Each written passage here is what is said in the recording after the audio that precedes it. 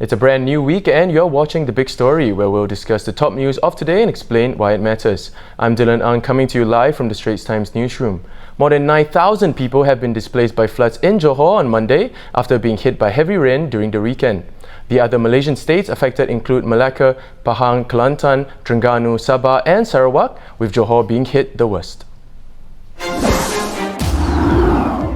Among the districts, it was Kluang, Mersing and Kota Tinggi that were the worst hit, with roads fully submerged in brown water. In Kelantan, the floods have claimed at least 2 lives, that of a 7-year-old boy and a 49-year-old man.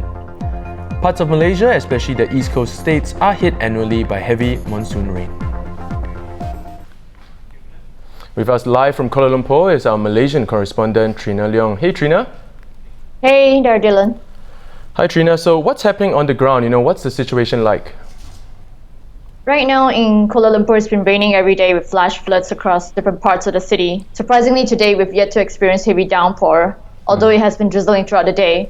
But I can't say the same for other states. It looks like the severely flooded areas have moved southwards, from initially affecting northeastern states, Kelantan and Terengganu earlier this month, to now drastically impacting residents in Pahang and Johor.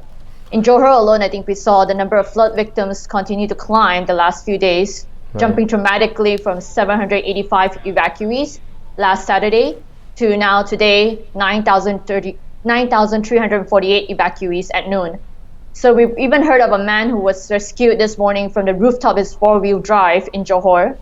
Flood waters had gone up to, I think, about 8 feet deep, and the driver was stuck for 2 hours before help came. So on that same stretch of water which links Mersing and Kota Tinggi in Johor, an express bus was also submerged in flood waters, but thankfully the driver and his passengers were brought to safety. Right. Now, Trinna, parts of Malaysia, of course, especially the East Coast states, are hit annually by heavy monsoon rain. Now, how does this year's floods compare to that of previous years?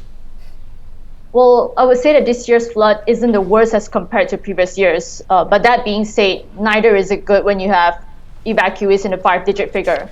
So Malaysia's worst flood, as most can recall, was in 2014 when over 200,000 people were evacuated, with 160,000 alone coming from the state of Kelantan. At that time, almost 24 people died. And in 2017, there was also severe flooding in Penang that saw 7 dead and over 10,000 evacuated.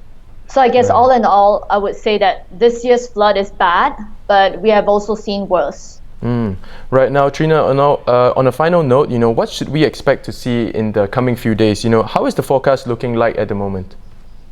It looks like we'll continue to see rainfall throughout the week across all Malaysian states. The Malaysian Meteorological Department forecasts heavy rainfall in Terengganu, Pahang and Johor until tomorrow, Tuesday. Meanwhile, heavy downpour is expected in Sabah until Wednesday. At the moment, the Meteorological Department has only issued a yellow alert for heavy rain, which is the least severe out of the 3 rainfall alerts. The worst would be a red alert, which is only issued if rainfall exceeds 240 millimeters a day.